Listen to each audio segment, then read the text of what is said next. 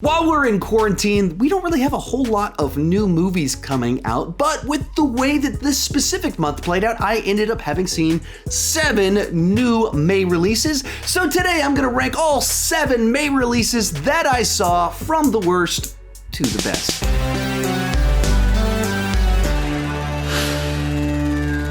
Hi, my name is Sean, and I love to talk about movies way too much. With that in mind, go ahead and join me down below in the comment section. Let me know, how do you rank the May new releases that you saw? Actually, you probably didn't see very many new releases because there aren't very many new releases, but there have been some direct-to-video things. We had things like Scoob coming out. Netflix had some originals. So, of the ones you saw, let me know your ranking down below in the comment section. One more thing before we get started. We're gonna go a little bit deeper with Sean Chandler Talks About. Follow me over on Instagram. I'm actually really close to hitting 10,000 followers over there. So even if you're not big on Instagram but have an account, I would appreciate it if you went over there and followed me just to help me out. And that's the best place to get a hold of me. I respond to almost all of my DMs. Sorry, I'm going on too long. Let's get started. Coming in last place is The Wrong Missy. Like pretty much all Happy Madison Netflix originals, it's a comedy, technically speaking, but it's not really funny. There's an idea here for a movie that's not bad. The idea of, with modern technology and the way that we use apps to flirt with people, and what if someone had swapped 2 names in their phone and accidentally invited the wrong person to go on this work retreat? That's not a bad concept for a rom-com. Unfortunately, this movie just leans so far into obnoxious humor and just being loud, broad, over the top, inappropriate, instead of setting up punchlines or being clever, that it's insufferable. Like, the whole thing is just annoying. And that's what they did with the Missy character that's the wrong Missy. They write her to be so unbelievably clueless. She cannot read any situation. She's always has her energy, volume, and bad jokes cranked all the way up to 11. And she just keeps on going and going and going. But then the movie, it's a rom-com, so they have to find that way for her to turn out to have a relationship with the David Spade character after all.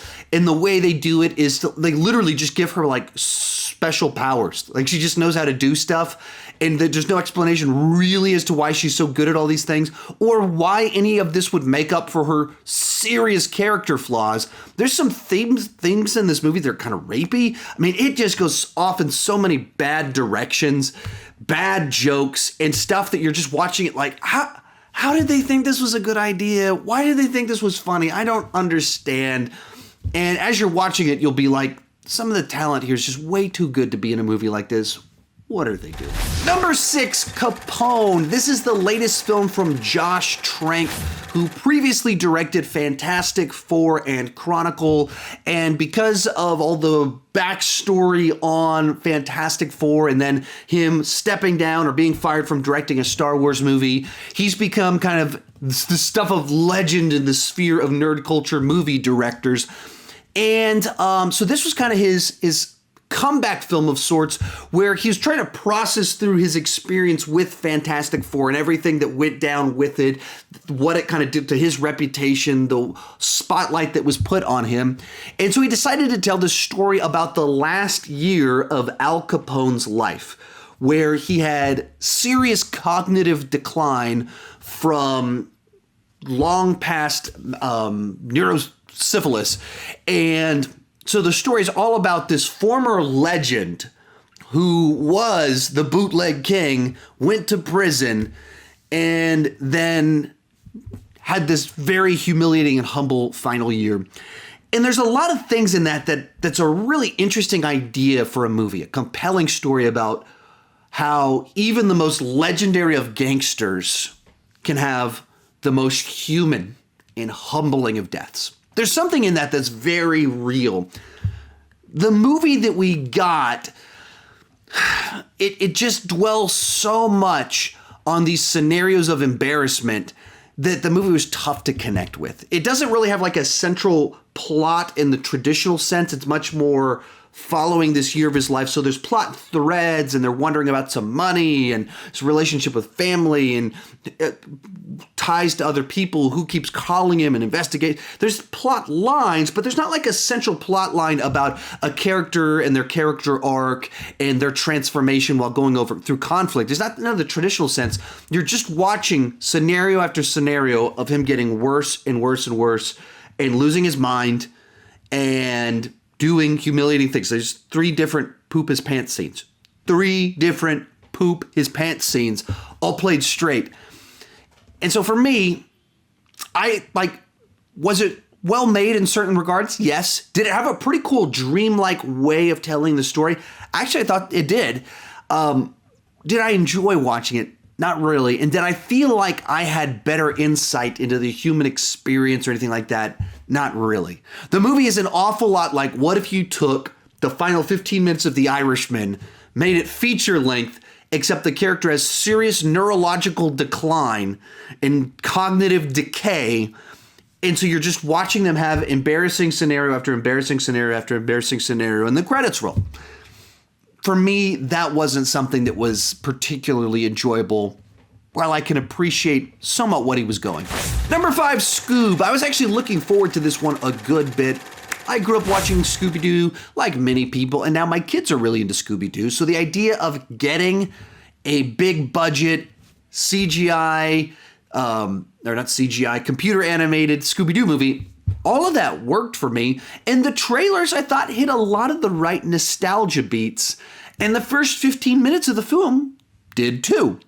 Unfortunately, from there, the direction that they decided to take things, I just think it was the wrong way to go. They clearly are trying to set up and want to have a Hanna-Barbera shared universe. And instead of building to that, they decided to go straight to it. And so once you get past the first 15 minutes, it stops being about a Scooby-Doo mystery or any sort of typical Scooby-Doo story, and it turns into a Scooby-Doo-ified, Hanna-Barbera-ified CGI blockbuster with sky beams, mustache-twirling villain, in this case pretty literally, heroic sacrifices, the chosen one, all the cliches of comic book movies these days, they put in a Scooby-Doo movie, which is weird. And I've been thinking about this a good bit. Like, would I have liked this movie more if it was the third movie in a shared universe and they did the Scooby-Doo movie and then they did Dick Dastardly and they did Blue Falcon and then we had this movie? Would I like it more? I think so. I think it would be an interesting experiment to do it in that context. But when you decide to leave out everything that you traditionally want from Scooby-Doo, divide the team up, add in interesting weird tension, and then make it just like a comic book MacGuffin searching blockbuster, that's a weird thing to do. You replace Scooby-Doo cliches with blockbuster cliches. I don't get it, and so it didn't work for me. And I've seen it about 3 more times since then because my kids watch it on loop now. They watched it this morning right before I shot this video. So I have watched it multiple times, and I just do not like where they took things. Number 4, Valley Girl. This is a remake of an early 80s Nicolas Cage vehicle about a guy and girl from the wrong sides of town who meet at a party and start a relationship during their senior year while deciding what they want to do with their lives. And in general, it's enjoyable enough, basically entirely on the strengths of the cast, and that they decided to make it a musical. The original, I don't believe, was a musical. This one, they went, let's go all in, and they're singing 80s songs. 80s songs are just thumping throughout the entire film, and I think that gives it a certain level of energy to it. Jessica Roth from the Happy Death Day movies is the star of the film. I'm not familiar with the lead guy in it, but he was quite good too. They're all fun to watch. And then Alicia Silverstone plays the grown-up version of Jessica Roth's character. So there's a lot of actors in it. There were a lot of fun. The problem here is that it was just too much by the numbers for me. Too much the exact plot line that these movies always had. The exact template, the exact flow to where, you know, they meet, they have their good period, tensions start to grow, and then something comes between them. I mean, it's the whole thing you've seen a million times before. It's the genre to a T, the template.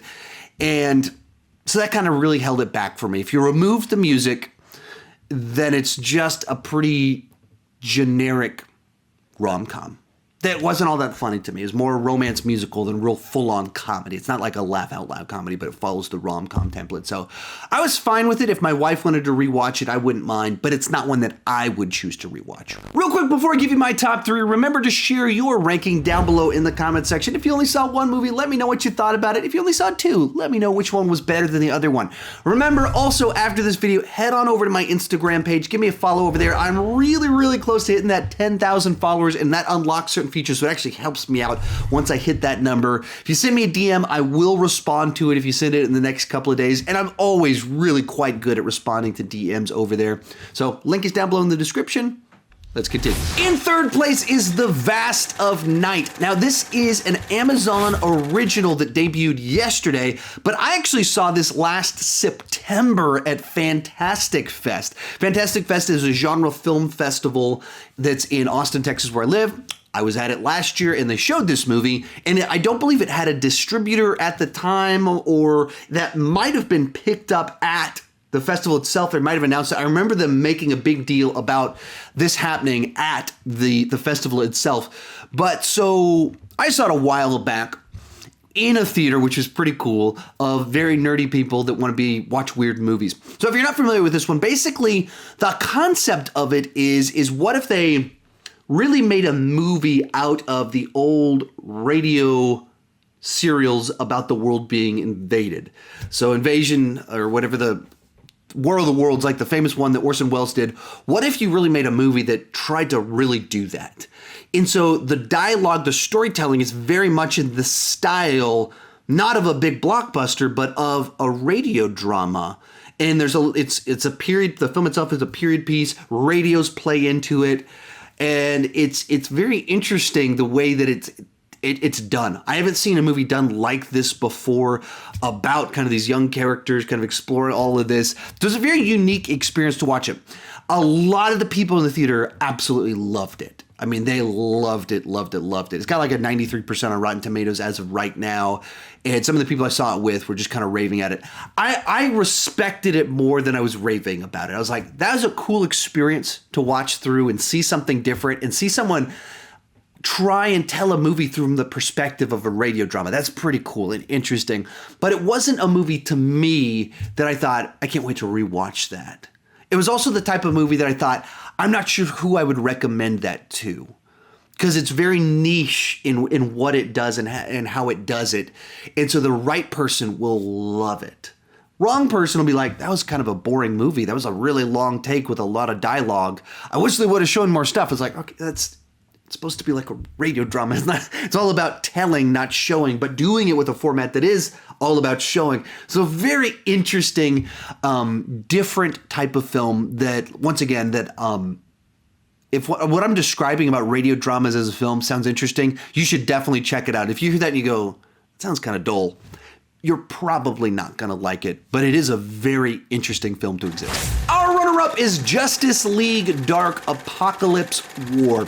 Now, if you've been following my channel the last few years, you probably picked up on the fact that I'm not the biggest fan of these DC direct-to-video animated films.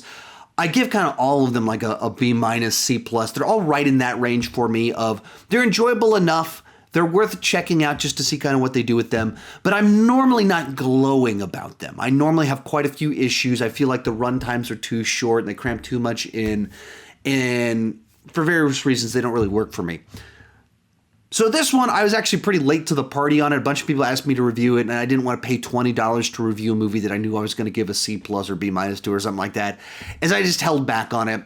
And once the price dropped and you could rent it for like $6, $7, I decided to watch it one night. And I really dug it. This might be my favorite of this continuity, or one of my top 2 favorites of this continuity, that I think has like 13 movies in it that started with Flashpoint 7 or 8 years ago. And this one, unlike the other ones, it felt a little bit more cinematic. I mean, obviously the budget and the animation, you can tell that this isn't like a big budget thing or anything like that. But the size of the story, what they're trying to do in going to Apokolips and having this war with Darkseid and everything. I mean, it's epic in what it does, and it legitimately has a huge body count. There's ramifications, And I mean, there's things about the way the story kind of plays out that are reminiscent of a very dark version of Endgame that goes to places that, like, you know, Disney would never go with it.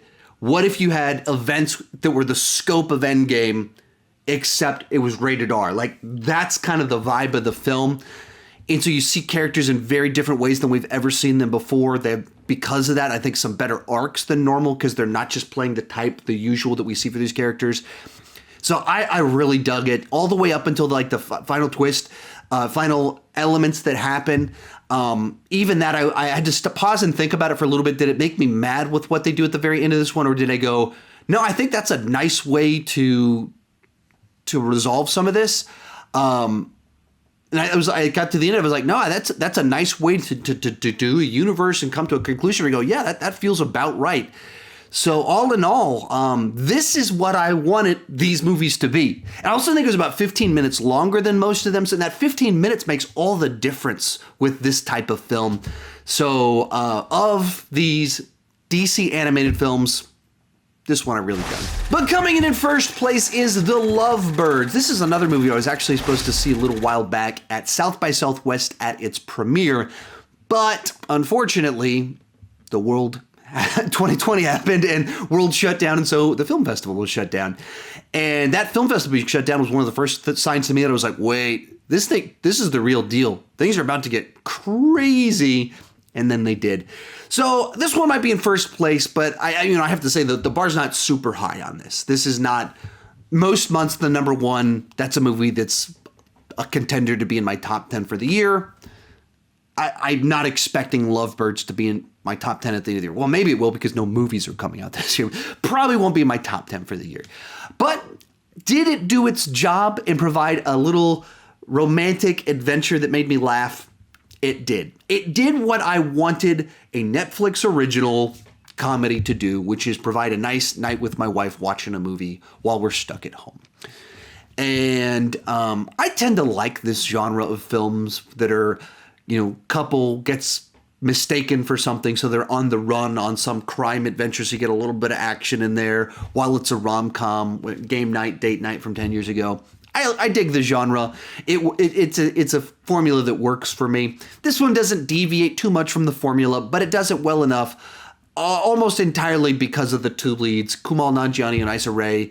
I think they're both funny in and of themselves. They had some nice rapport. And, I heard a lot of people, some people dog it on the script and stuff. I thought it did have some nice setups and callbacks throughout it. Some of it, I'm sure, was improv stuff. Some of it didn't land entirely, but there were definitely some jokes that I thought, that's a pretty clever, funny idea, what they just came up with. And then they brought it back, and then they brought it back just the right number of times. And so I thought on the comedy, there was actually some really good stuff in there. The story, the flow of all of it, that's all pretty straightforward, common stuff that you've seen in this genre before. It's not going to surprise you, but it made me laugh. It did its job. And, a lot of times with these movies, it's all about, do you like spending time with the two leads? And I did. So it worked for me. Not a lot of competition, but it comes in at number one. If you enjoyed this video and want more like it, check out that video right over there. I don't actually know what that video is. I'm sure it's amazing. If you want to follow me over on Instagram, the link is down below in the description. Thank you so much for watching, and keep talking movies too much.